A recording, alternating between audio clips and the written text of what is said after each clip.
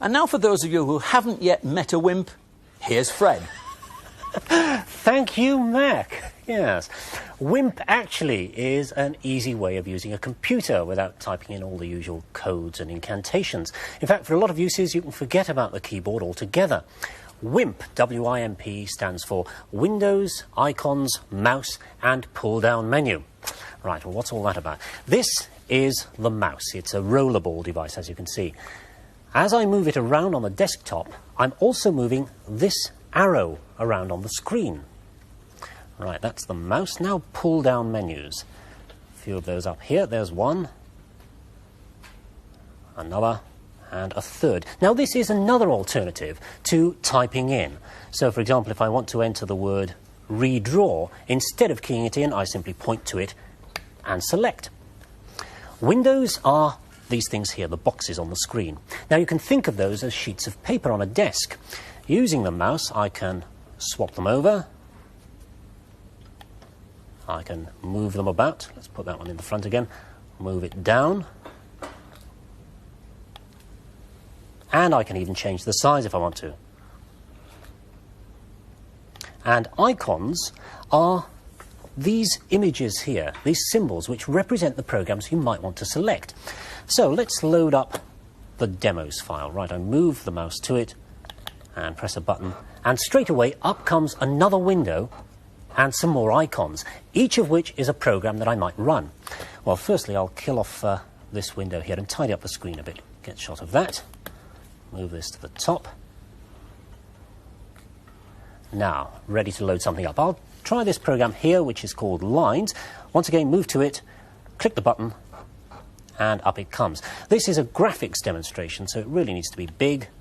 So simplicity itself to move to the top, stretch the window, and there it is. And that gives you some idea of what the WIMP philosophy offers. But so far, this hasn't done anything that you might not have seen on other machines. This, though, is the new Commodore Amiga, and it can do a lot more than the micros you may be used to. And to show that, well, let's try another demonstration here, this boxes demo. There, I'll stretch that one again, move it to the top, make it a bit bigger. Now, you'll notice that the Lines program carries on running.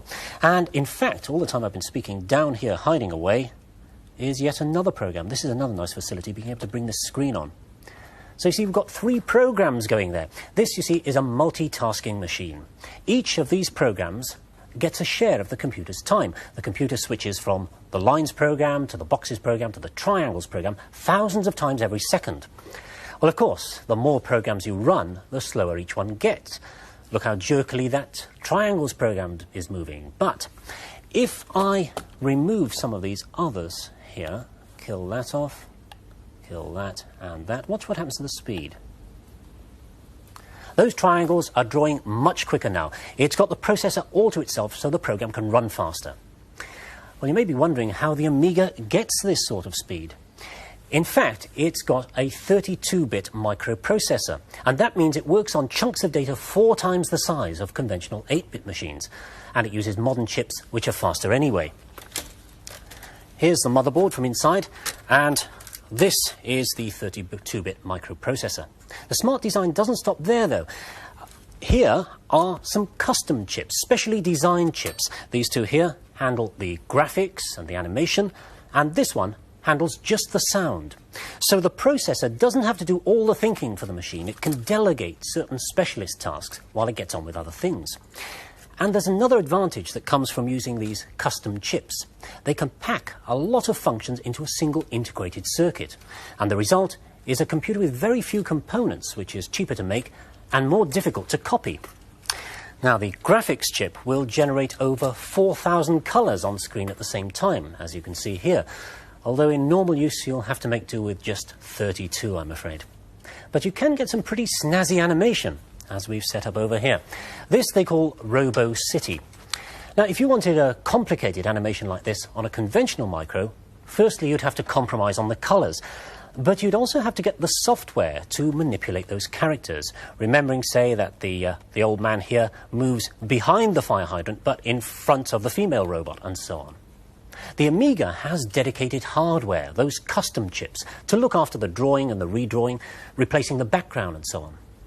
Right, well, much as I like that demo, I'll pull that one down and move on to the sound, because sound is normally the forgotten feature of a micro. Traditional sound chips give you a rather crude quality, but with custom-built chips, you can get quality like this.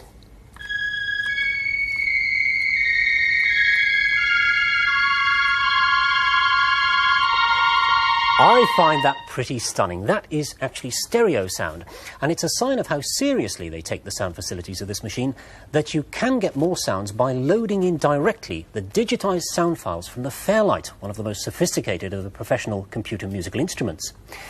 If you don't fancy the old strings touch, what about this one?